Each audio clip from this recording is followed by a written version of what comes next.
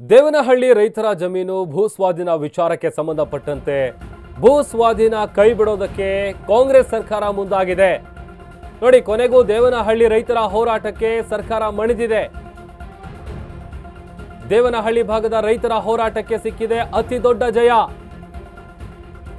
10 ದಿನಗಳ ಕಾಲ ಸಮಯಾವಕಾಶವನ್ನು ಕೇಳಿದ್ರು ಸಿಎಂ ಸಿದ್ದರಾಮಯ್ಯ ಅವರು.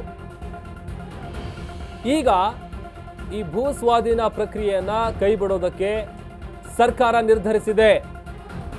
ಇವತ್ತು ನಡೆದಂತಹ ಸಿಎಂ ಸಭೆಯಲ್ಲಿ ಮಹತ್ವದ ತೀರ್ಮಾನವನ್ನು ಸರ್ಕಾರ ತೆಗೆದುಕೊಂಡಿದೆ. ಯಾವುದೇ ಕಾರಣಕ್ಕೂ ಕೂಡ ಹೋರಾಟವನ್ನ ನಿಲ್ಲಿಸಲ್ಲ.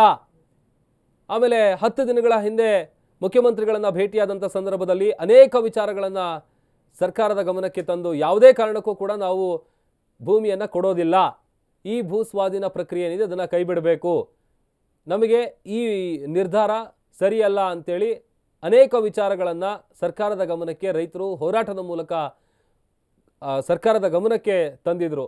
ಮತ್ತೊಂದು ಕಡೆ ಮುಖ್ಯಮಂತ್ರಿಗಳನ್ನ ಭೇಟಿಯಾದಂಥ ಸಂದರ್ಭದಲ್ಲಿ 10 ಹಲವು ವಿಚಾರವಾಗಿ ಚರ್ಚೆ ಆಗಿತ್ತು. 10 ದಿನ ಟೈಮ್ ಕೊಡಿ. ಇವತ್ತಿಗೆ 10 ದಿನ ಮುಗಿದಿದೆ. ಈಗ ಆ ಭೂಸ್ವಾಧೀನ ಪ್ರಕ್ರಿಯೆಯನ್ನು ಕೈಬಿಡೋದಕ್ಕೆ ಕಾಂಗ್ರೆಸ್ ಸರ್ಕಾರ ಮುಂದಾಗಿದೆ. ದೇವನಹಳ್ಳಿ ರೈತರ ಕೃಷಿ ಜಮೀನು ಸ್ವಾಧೀನ ಮಾಡಿಕೊಳ್ಳುವಂಥ ವಿಚಾರಕ್ಕೆ ಸಂಬಂಧಪಟ್ಟಂತೆ ರೈತರ ಹೋರಾಟಕ್ಕೆ ಸರ್ಕಾರ ಮಣಿದಿದೆ. ಅತಿ ದೊಡ್ಡ ಜಯ ಸಿಕ್ಕಿದೆ. ಆಮೇಲೆ ಒಂದಷ್ಟು ಡಿಮ್ಯಾಂಡ್ಗಳನ್ನು ಕೂಡ ಇಟ್ಟಿದ್ರು. ಅಂದರೆ ಕೆಲವು ಗುಂಪಾಗಿತ್ತಲ್ಲ, ಅದರಲ್ಲಿ ಕೆಲವರು ಭೂಮಿ ಕೊಡೋದಕ್ಕೆ ರೆಡಿ ಇದ್ರು, ಬಟ್ ಇನ್ನು ಕೆಲವರು ಯಾವುದೇ ಕಾರಣಕ್ಕೂ ಕೊಡೋಕ್ಕೆ ನಾವು ರೆಡಿ ಇಲ್ಲ, ನಮಗೆ ಈ ನಿರ್ಧಾರ ಏನಿದೆ ಸ್ವಾಧೀನ ಮಾಡಿಕೊಳ್ಳುವಂಥ ವಿಚಾರ, ಅದಕ್ಕೆ ನಮ್ಮ ವಿರೋಧ ಇದೆ. ಒಂದು ವೇಳೆ ಸರ್ಕಾರ ಏನಾದರೂ ನಮ್ಮ ಒತ್ತಾಯಕ್ಕೆ ಮಣಿಲಿಲ್ಲ ಅಂತ ಅಂದರೆ ಉಗ್ರ ರೂಪದ ಹೋರಾಟವನ್ನು ಮಾಡ್ತೀವಿ ಅಂತ ಎಚ್ಚರಿಕೆಯನ್ನು ಕೂಡ ಕೊಟ್ಟಿದ್ರು ರೈತರು.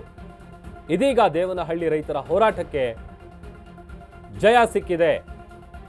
ಭೂಸ್ವಾಧೀನ ಪ್ರಕ್ರಿಯೆಯನ್ನು ಕಾಂಗ್ರೆಸ್ ಸರ್ಕಾರ ಮಾಡ್ತಾ ಇಲ್ಲ.